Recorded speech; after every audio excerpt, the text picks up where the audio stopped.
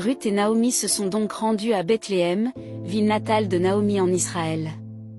Elles sont arrivées au début de la récolte de l'orge. Dans la pauvreté extrême, ces veuves dépendaient de la générosité des gens pour se nourrir.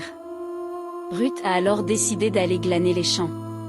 Selon Lévitique 19 versets 9 à 10, les agriculteurs d'Israël devaient laisser une partie de leurs champs non récoltés.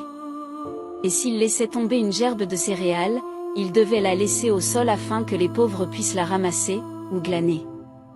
Ruth est donc allée glaner dans le champ de Boaz, qui avait un lien de parenté avec Naomi.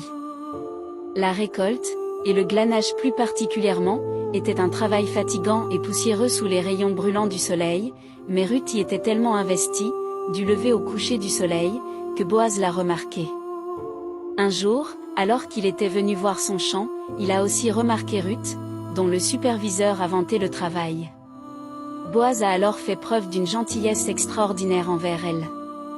En effet, il lui a promis la sécurité, l'a laissé boire l'eau des jarres de ses ouvriers, l'a nourri, lui a permis de ramasser des gerbes et a même donné l'ordre qu'on laisse délibérément plus de céréales à terre pour son glanage. Le tout parce qu'il avait entendu parler de son dévouement et de sa loyauté envers Naomi. Ainsi, grâce à son travail acharné et à la générosité de Boaz, Ruth a pu rapporter à la maison un panier plein de céréales, soit une quantité plus que suffisante pour plusieurs jours.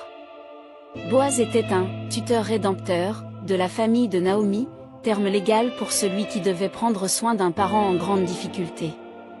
Et selon la coutume, le tuteur rédempteur avait la responsabilité de perpétuer le nom de la famille en épousant la veuve sans enfant.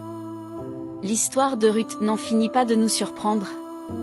On a découvert une femme loyale et courageuse.